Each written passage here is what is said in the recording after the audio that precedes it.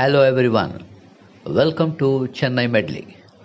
Listen to Srikanth Narasimhan, grandson of founder of Meenakshi College, K.R. Sundarajan, elucidate his pet project, the Nest School, elaborate effectively on the country's education scenario, stress on women's emancipation through education, recall the greatness of his grandfather and the establishment of eminent institutions by his family. Srikanth Narasimhan did his bachelor degree in mechanical engineering in Anna University and completed his master's program in industrial engineering in Purdue University. He is the director of Micropixel MPL Sub-Assembly and trustee of the Meenakshi College for Women, Meenakshi Sundarajan Engineering College, Meenakshi Sundarajan School of Management, and the Nest International School. Born to great industrialist V.S. Narasimhan, he is a very successful entrepreneur. It may be recalled that Sundarajan was one of the eminent educationists of South India who established the Indian Institute of Engineering Technology (IIET) in 1947, when there were only a few engineering colleges in the state and young aspirants could not find opportunities to become engineers. He guided them to fulfill their dreams to become full-fledged engineers through the AMIE, Associate Member of the Institution of Engineers program.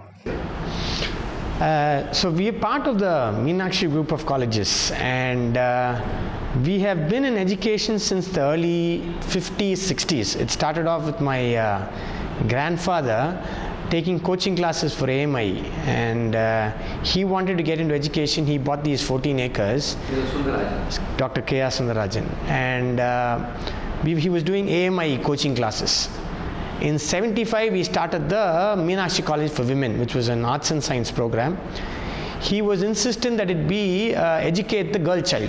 So when you educate a girl child, you increase literacy. So the girl child then goes and educates her daughter, and then her daughter then goes, and so it forms a chain reaction whereby literacy levels increase. So it is important that we educate the girl child. So now the Meenakshi College for Women was started as an arts and science program for women only, and we have roughly about 3,000 women studying there. It was started in 75. Then we started the engineering program and MBA in 2000. Engineering program is basically it's a co-education program. All streams of engineering are available. MBA again is a co-education program for MBA. It has been in our thought process that we start a school.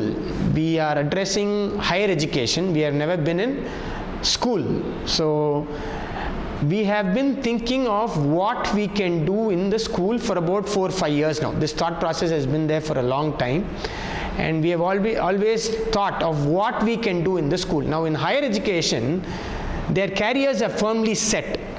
The children and the parents have decided what they want to do, and they are only executing a decision. In schooling, I can go and catch them young. I can understand their thought process better. I can contribute better to their lives. So now we've been trying to understand what we can do. Today, if you look at it, you walk into a mall, you walk into a theater, you walk into a retail outlet, you walk into a bank, your experience is personalized for you. Everybody tries to personalize your experience. In all school education, that is not done. Whether the child likes it or not, the same thing is repetitive, rote, memory, learning is what is happening in schools. In fact, even today, if you look at it, even in industries where there is manual, repetitive labor, it is being automated. You remove the human element and automate it. But for our children, what we are doing is irrespective of what they like, we make them sit through 8 hours of repetitive learning and make them conform, make them comply. So what we are trying to address is what is the purpose of education? What should be the purpose of our school education? We have defined our purpose. The reason of school education should be to build a child capable of handling the future. That is our main purpose. Now, I don't know how the future is going to look like. The future is not defined. 5 years from now, I don't know if I'm going to drive a car or the car is going to drive me. Children who join school today are going to graduate out of colleges in 20 years, probably in 2050, 2060. They are going to retire in 2080 or 2090. I don't know what the world is going to look like. So how do I prepare them? If you look at children, or if you look at any human being, we are extremely creative. We are extremely individual. My strengths, my weaknesses, my confidence levels, my insecurities are vastly different from yours. If you have multiple children in a house, you will find that all of them are different. Nobody will be the same. We don't appreciate this individuality. We try and put 60 kids in a class, and we define ability as only math, physics, chemistry, which allows, once you define this as ability, all of this becomes disability. So we define that, and if they are not defined well in this ability sphere, we then label them as not useless. But today we need artists as much as we need engineers. We need musicians as much as we need engineers. We need people who can think differently. Also, if you look at it, when children go into the workforce, you want them to be collaborative. You want them to be creative. You want them to think out of the box. You want them to work as a team. But let us see what happens in school. Neenga school la vande, you punish a mistake.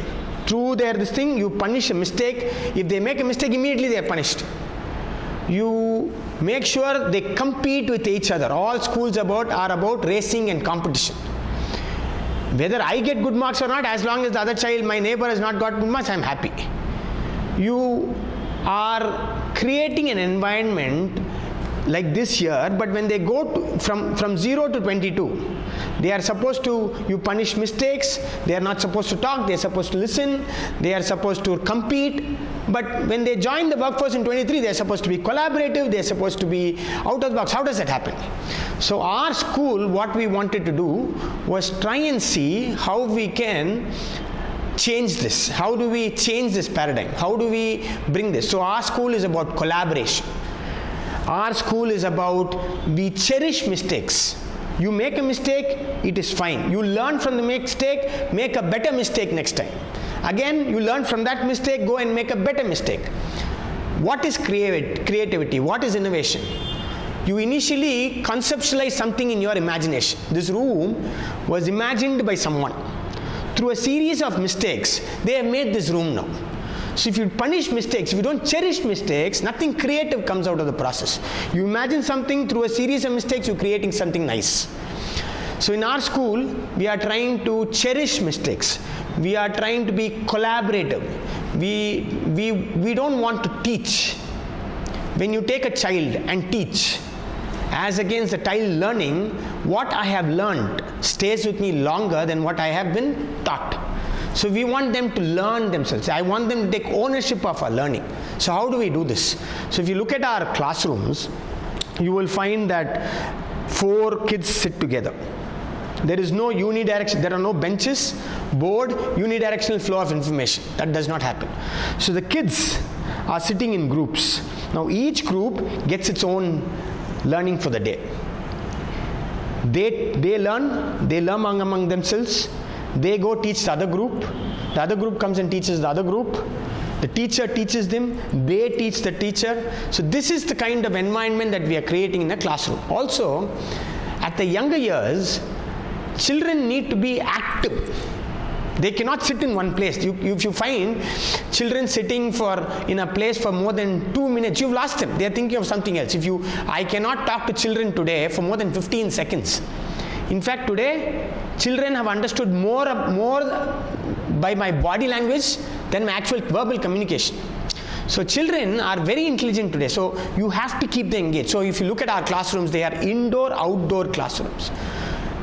They can just open a door and step outside. There are no scheduled PE classes, there are no scheduled activities, and every activity in the outdoor area is coordinated in such a way that they're learning something from that activity.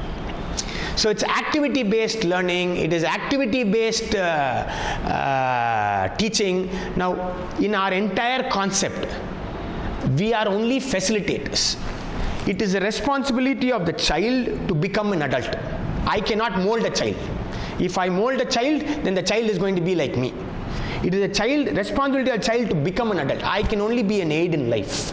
I can aid him. I can create the right environment. All your children, you don't teach them language. When they are born, they pick up a language. And if they are in a house with multiple languages, they will pick up all languages. What we do is only correct them once or twice. If they are grammatically wrong, we'll correct them. If they are using the wrong word, I will correct them. But they learn. So all of us are very curious. What we should do is trigger this curiosity. Once I trigger the curiosity, then learning happens by itself. All of us, even today, we learn. Every day, if something appeals to us, if something we are curious about, we go and learn. Today also what happened is, you have YouTube, you have Byju's, you have other media coming in. So why are they coming to us? School is not a place where information is delivered. That is not the place today. If they want information, if they want content, they can go sit in front of YouTube for 5 minutes and they'll learn it. Today, they're coming to me for much more than information. They're coming to me for social interaction. They are coming to me to be a community. From the day human beings evolved on this planet till today, one thing that is common is that we are community-based animals. From the first day that humans set foot till today, we are community, we are social animals. Each human has its own strength, and we as a combined entity contribute to the community and we grow. So today this is our concept. In terms of school, we are a K-12. We have from pre-KG all the way up to plus 2.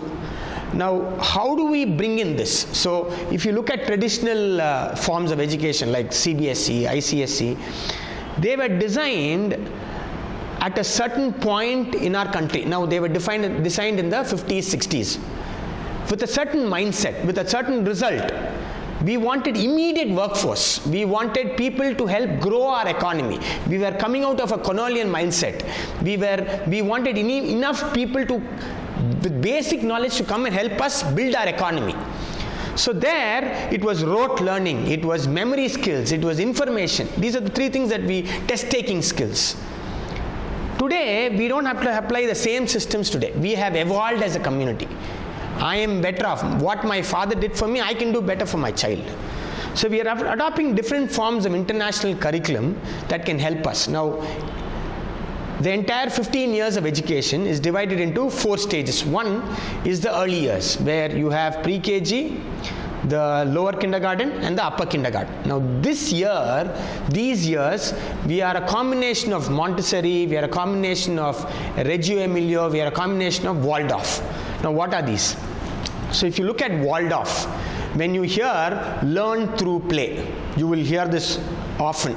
This is Waldorf. This is a concept devised by the Waldorf methodology of education, where children learn through play. They play, they do an activity and they learn. There's a learning there.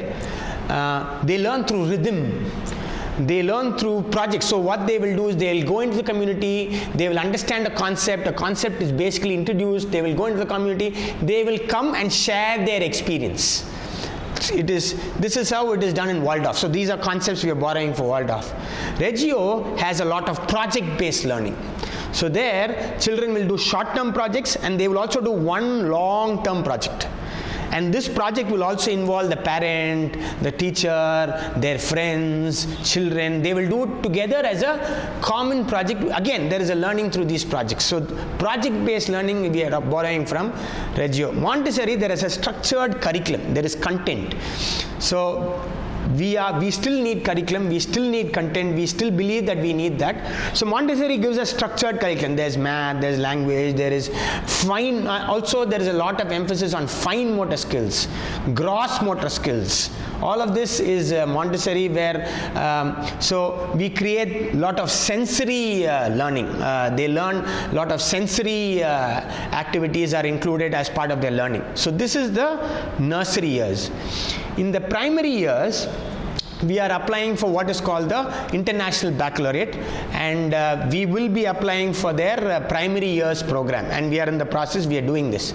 Now this process is wonderful, where the child takes ownership of the learning. Now what in short terms, this is an inquiry based learning. There is no teaching. So if there is a concept, let's say weather, so there is a central theme, there is a concept of inquiry, and there are tools by which you can ask open-ended questions to address that. So there are 4 or 5 questions, you can formulate more questions. The child learns through inquiry.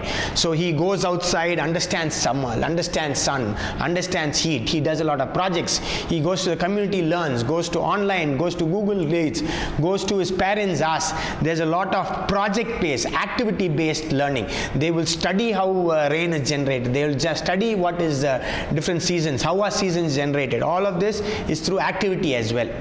So in the primary, we are proposing to be an IB PYP program until grade 5. So that is from grade 1 to grade 5. There are no textbooks.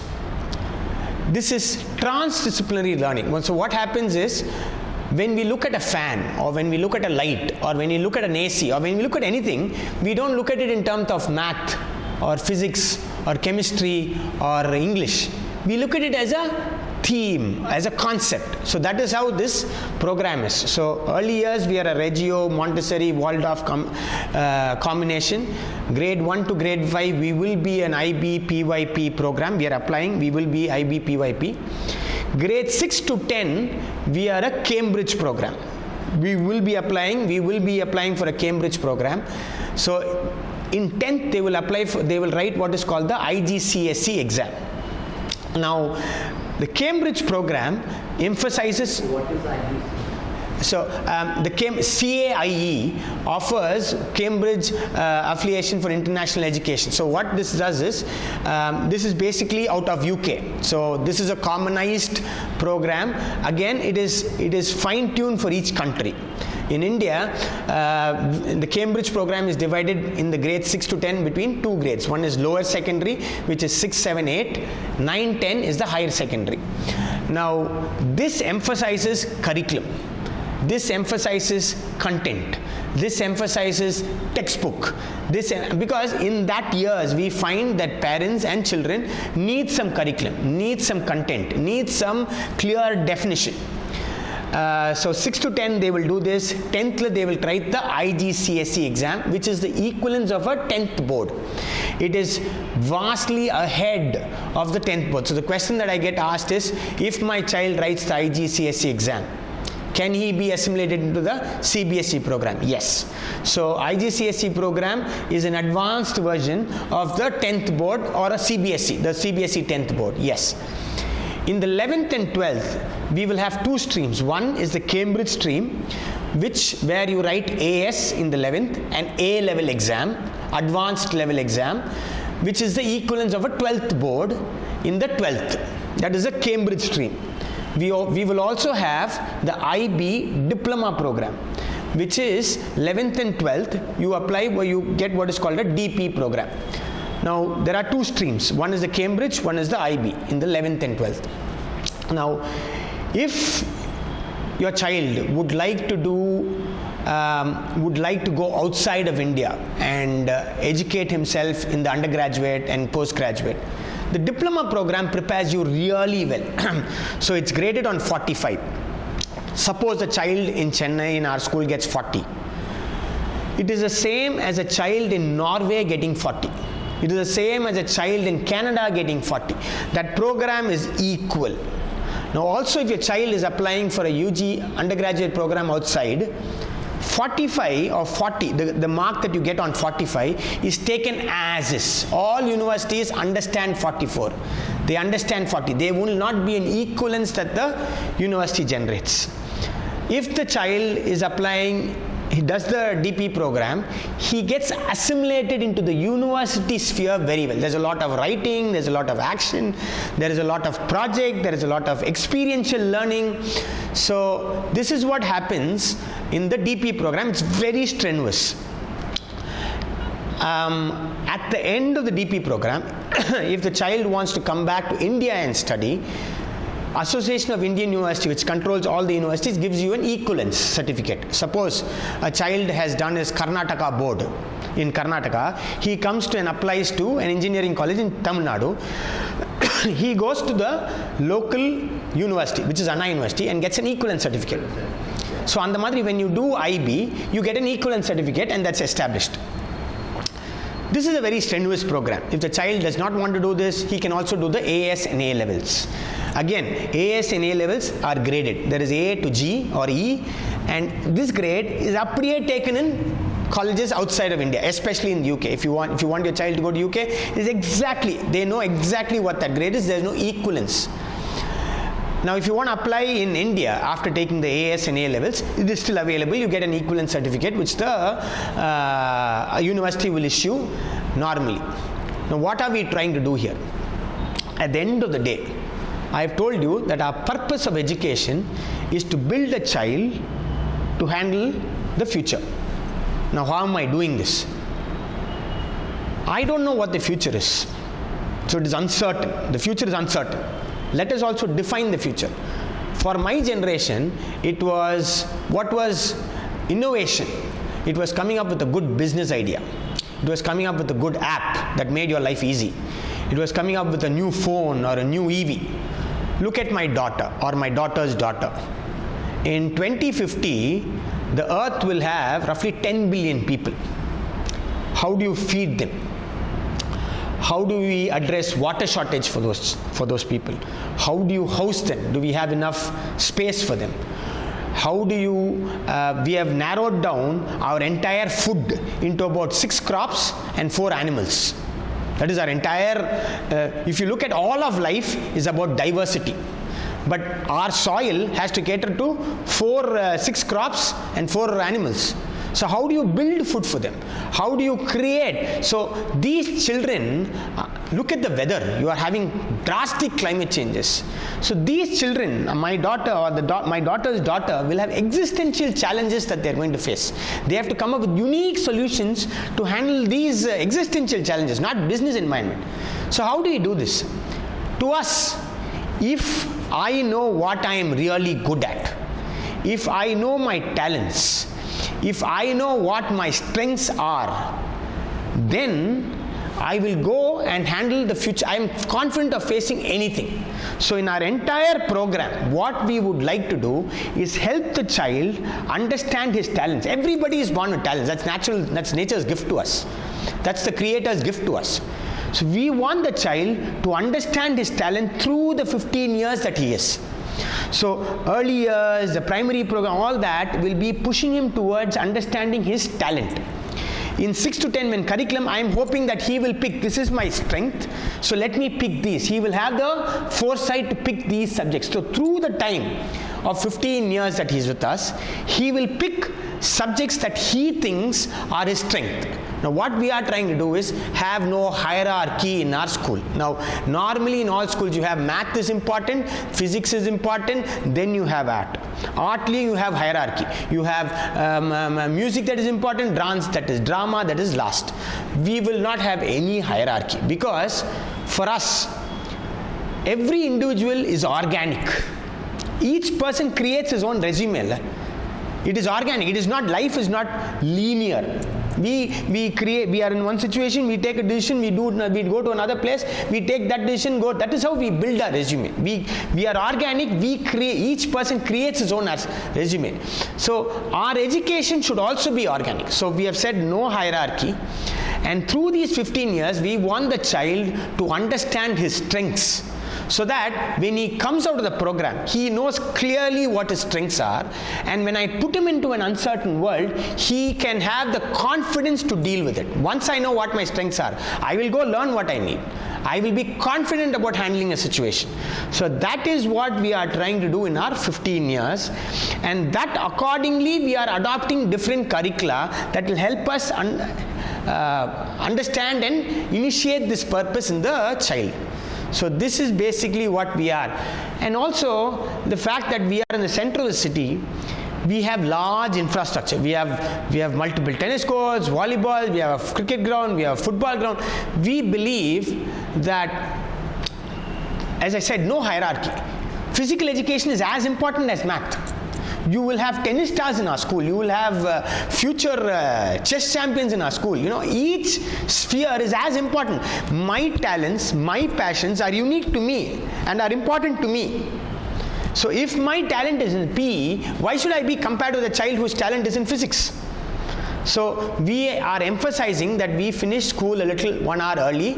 We are going to emphasize that each child picks a hobby, picks an after school, picks one sport, picks one art.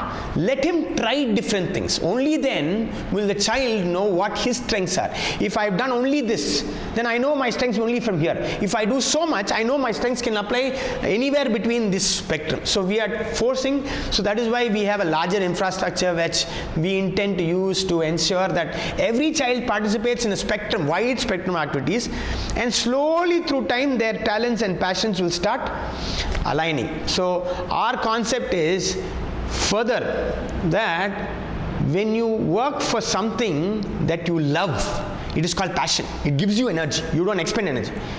When you work for something that you really don't care about, it is called stress. So this is basically what we are trying to do in our schooling, and this is our concept or thought process, and this is what we would like to see and achieve in our schooling.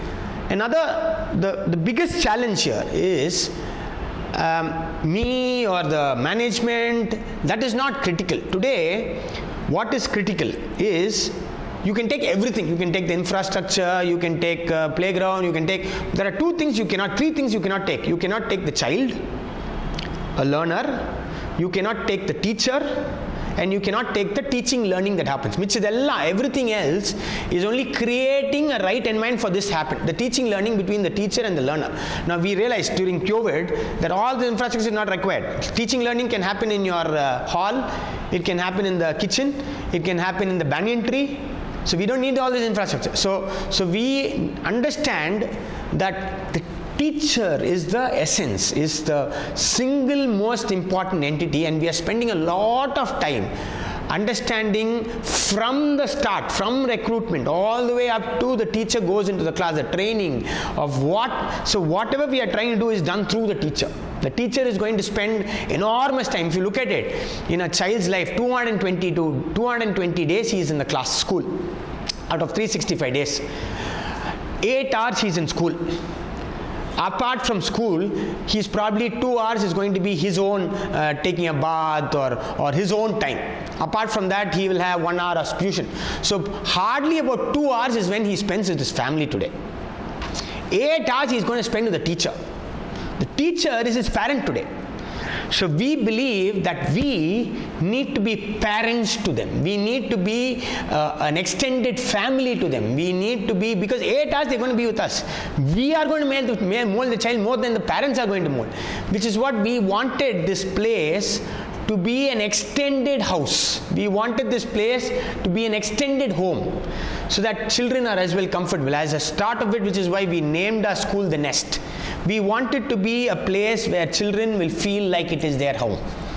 A nest is a place where